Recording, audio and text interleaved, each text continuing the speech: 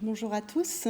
Tout d'abord, merci beaucoup aux organisateurs des colloques du mardi de m'avoir invité à vous présenter les résultats de cette étude que nous avons réalisée avec Aline Mendes aux 3 Chênes dans les services de gériatrie et de médecine interne de l'AG et dont l'objectif était effectivement de déterminer les prédicteurs de la mortalité chez les patients les plus âgés hospitalisés pour une infection à SARS-CoV-2. Comme vous le savez, la population âgée a payé un très lourd tribut à cette première vague de Covid-19. Et on voit ici sur la partie gauche de la diapositive l'incidence des cas positifs dans le canton de Genève au printemps. Et on voit très clairement que les patients au-delà de 70 ans étaient ceux chez qui l'incidence de l'infection était la plus importante. D'autre part, les premières études, notamment en Chine, dans les premiers mois de l'année, ont assez rapidement montré que l'âge était un des prédicteurs de la mortalité dans la population générale. Des chiffres aux alentours de 80% de décès au-delà des patients de 60 ans étaient avancés par ces études chinoises. Et puis, par la suite, on a eu de nombreuses études chez des patients tout venants qui montraient qu'il y avait un gradient de mortalité entre les patients les plus âgés et les patients les plus jeunes. Également, les comorbidités présentées par ces patients étaient un facteur de risque de mortalité. Et vous avez tous entendu parler de l'hypertension, du diabète, des maladies coronariennes, de la BPCO, de l'insuffisance rénale, comme étant des comorbidités associées à une plus forte mortalité, quel que soit l'âge cette fois. Les études européennes ont confirmé, donc un peu plus tardives que les études chinoises, mais ont confirmé cet impact de l'âge et des comorbidités sur la mortalité et la gravité, la sévérité de l'infection à SARS-CoV-2. Sortait également, parfois, dans certains papiers, le sexe masculin comme étant un facteur de risque également de gravité et de mortalité. Mais initialement, il y avait très peu d'études véritablement consacrées aux patients âgés. Je vous ai mis celles qu'on a retrouvées, il y en a d'autres depuis, mais vous voyez que l'âge médian est finalement pas si élevé que ça, 65 ans, 74 ans, alors que l'âge médian des patients hospitalisés aux 3 Chênes, généralement, hors épidémie, c'était à peu près 85 ans. Donc on est quand même sur des âges qui sont moindres que les nôtres, et avec des extrêmes qui dépassaient rarement les 80 ans. Cependant, dans ces études-là, ils retrouvaient également ce gradient entre les patients les plus jeunes et les patients les plus âgés, avec également les mêmes comorbidités qui induisaient la mortalité. De même, on commençait à parler des taux de lymphocytes, des dimères également, des LDH, qui pouvaient être des facteurs de risque indépendants de mortalité. Donc nous avons voulu nous intéresser à notre population. Comme vous le savez, les 3 Chênes ont ouvert leur première unité uniquement Covid le 13 mars 2020. Puis il y a eu 5-6 unités qui ont été ouvertes par la suite, dont 4 lits de soins intermédiaires, et étaient hospitalisés chez nous pour une infection à SARS-CoV-2, les patients chez qui la PCR était positive ou les patients fortement suspects sur des critères respiratoires, radiologiques ou scanographiques, et toujours discutés avec notre infectiologue référent.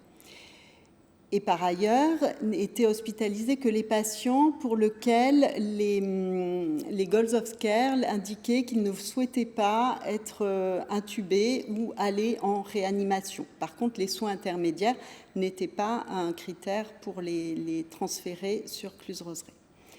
L'objectif de l'étude était donc de déterminer les facteurs prédictifs de mortalité chez ces patients.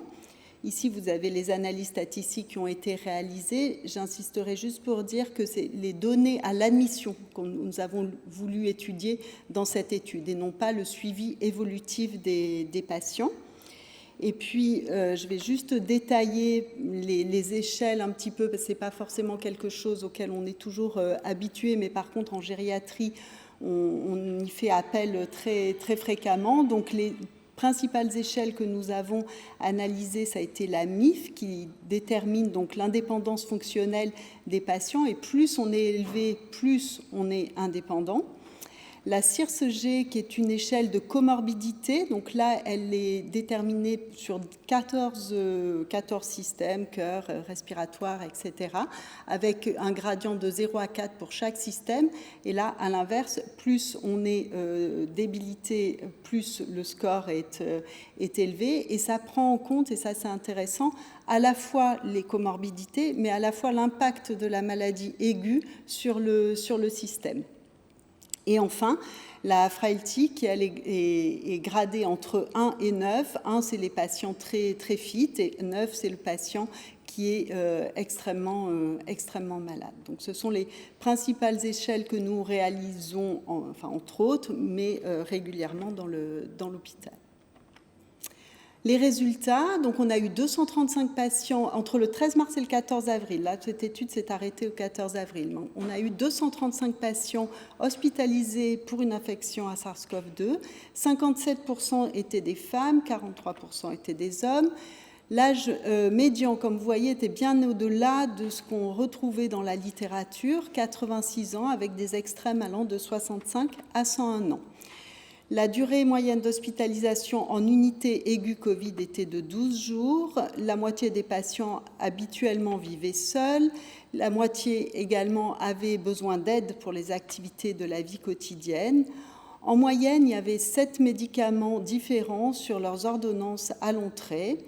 Les 3/4 des patients hospitalisés vivaient à domicile.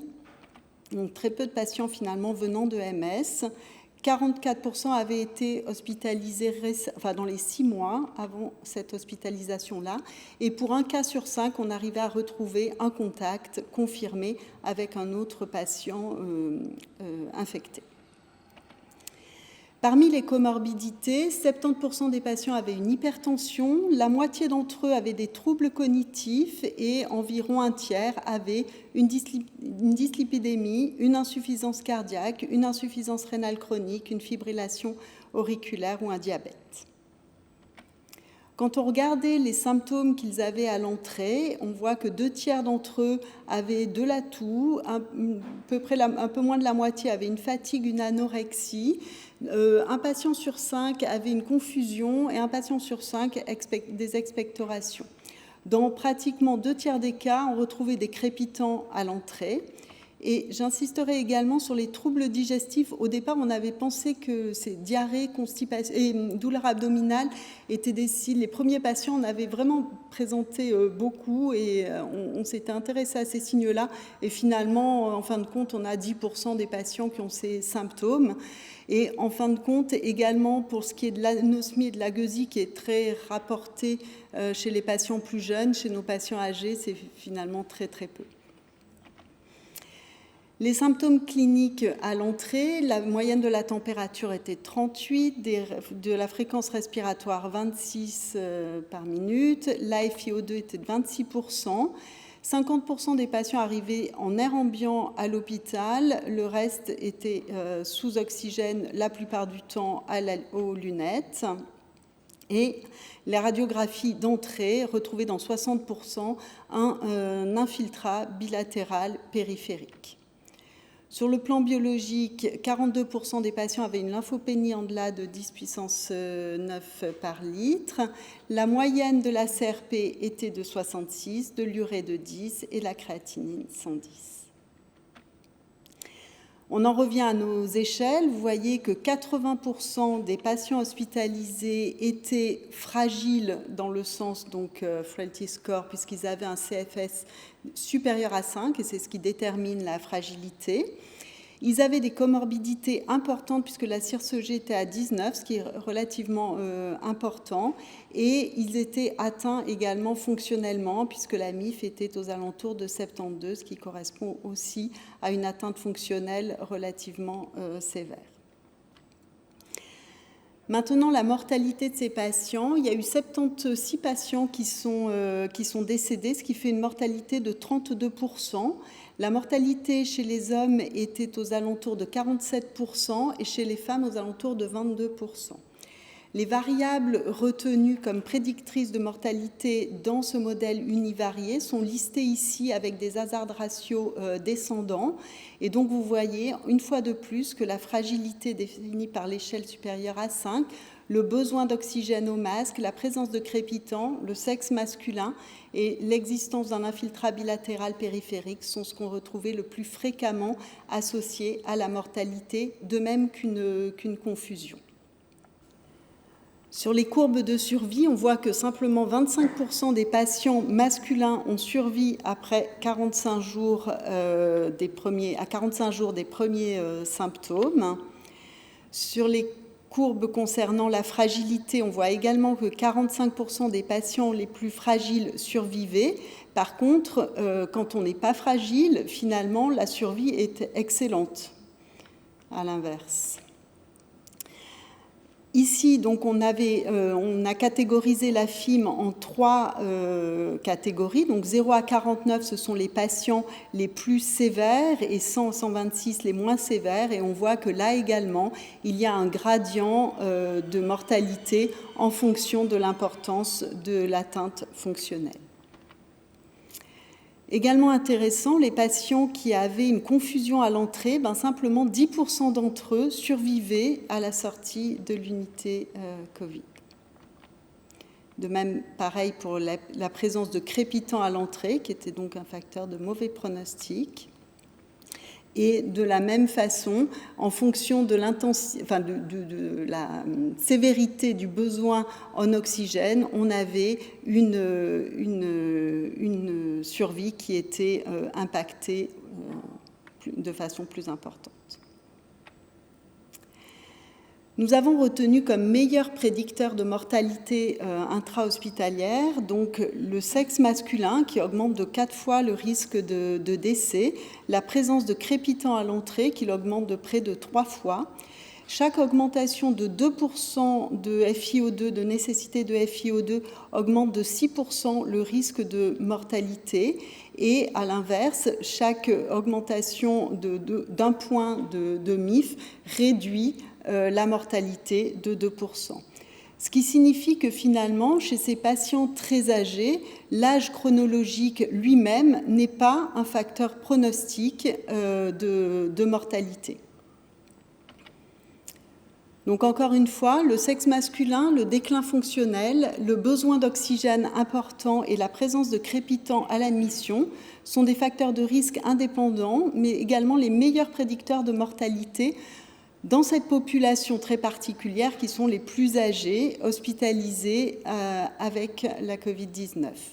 L'âge lui-même n'est pas un facteur pronostic et donc on revient à ce qu'on sait en gériatrie, c'est qu'on ne peut pas trier et manager les patients uniquement sur l'âge, mais bien entendu en tenant compte de tous ces autres facteurs. Et je voulais juste remercier donc tous les attachés de recherche clinique, les internes qui se sont énormément investis, chefs de clinique et médecins adjoints qui nous ont aidés à remplir les dossiers. Les analyses statistiques ont été effectuées par François Herman, critiquées par Laurent Janton-Graff et Samuel Périvier. Et bien entendu, nous avons été énormément soutenus, aidés, critiqués par nos chefs de service Dina Zécré et Gabriel God et notre chef de département Christophe Graff.